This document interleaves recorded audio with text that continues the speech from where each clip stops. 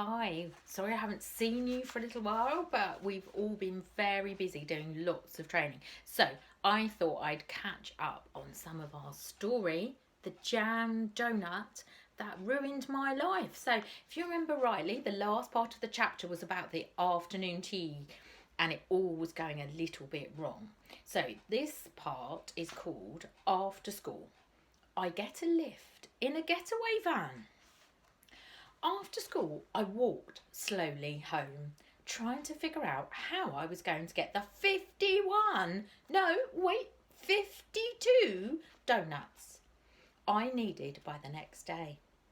There's no way Mum and Dad would give me any money, and I've raided my piggy bank so many times in the past that there were more IOUs in there than coins.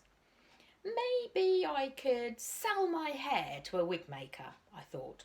Or perhaps someone would buy me as a servant. Nope, I had to face facts. I'd failed. Gamble came up behind me and rubbed his knuckles on the back of my head. Still need those donuts, he said, walking alongside me. I can get them for you. There's a little squidgy splodge cabinet at Gibsons. Now, Gibsons is a local shop halfway between our house and the school. It's where Dad bought the donut that Gamble's dog ate the other night. Yeah, I know, I said. In fact, there are squidgy splodge cabinets in loads of shops and petrol stations. I know where practically every single one of them are in this whole town. The problem is I don't have any money. Gamble sniffed. Oh, you don't need any. My brother Spud used to do a paper round for Gibson and I helped him out the other day. In fact, I help him out every day. Gibson still owes us a week's wages. You can borrow the money if you like. Wow, I said, but why? Gamble shrugged his shoulders. You're my mate and you let me sing today, and anyway, I want one more donut to help Mrs. McDonald get her guinea pig back. Come on. He sped up suddenly. I couldn't believe it, even though I was now on minus 52 donuts. This was a really nice thing for him to do. Hey, wait for me, I yelled and ran with Gamble all the way to Gibson's. The next part of the chapter, because we're going to have two at least today, is called A Blue Transit Van. The door to the shop was locked.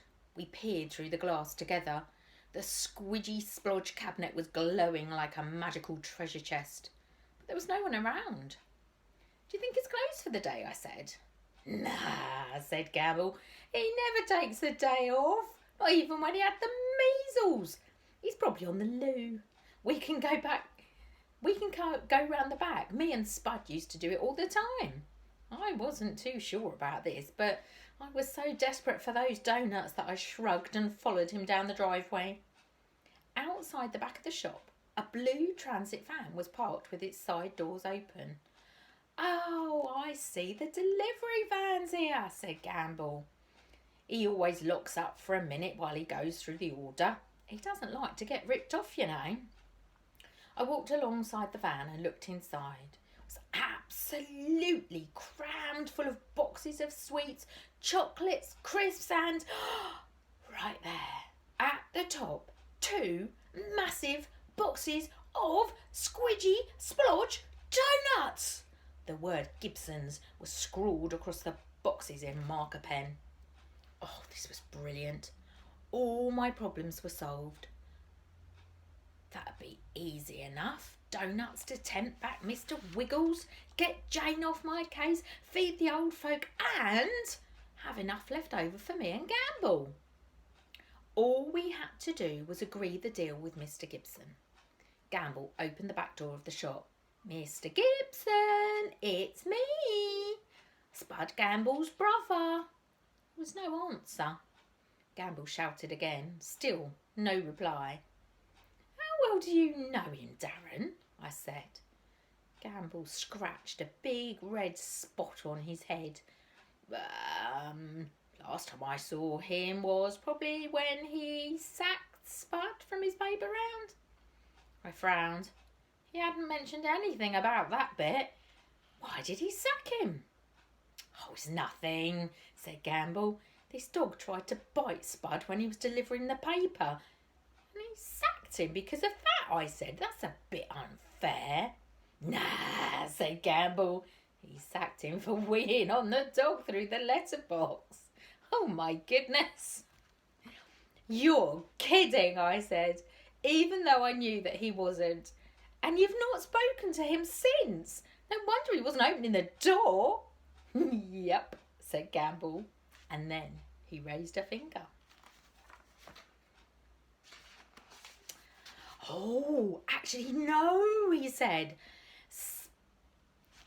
He told Spud he'd have to wait a week for his wages, so he came back the next day and set off a load of fireworks in the shop. I took a really deep breath. I'm sorry. I thought you said you set off a load of fireworks inside his shop. Yeah, you can't let people push you around, you know. A terrible feeling grew in my stomach. What if Mr. Gibson was coming out and he would see us? What if he'd been so terrified of Gamble vandalising his shop again that he locked the doors? What if he was inside now with the delivery driver hiding behind the counter? If that were the case, we'd never own those donuts. Mr. Gibson would only open up again when he was certain we were miles away. And if I came back later, he'd be bound to recognise me. What if he banned me from this shop for knowing Gamble? I bit my lip.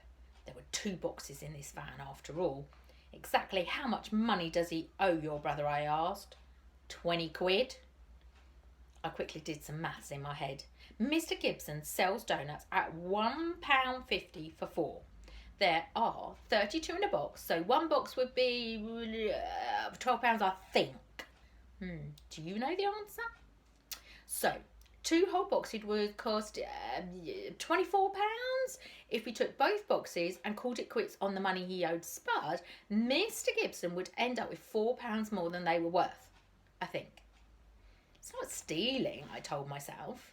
We'd be doing it for old age pensioners. Plus, I could come in tomorrow without Gamble and explain. And if Mr. Gibson didn't like it, I could pay him back every week out of my pocket money. I know it might seem a bit naughty, but I was desperate and I was certain it would solve all of our problems. It turned out I was very, very wrong. Okay, that's a little bit of our story for today, and I shall read you some more tomorrow. Have a good day. Bye.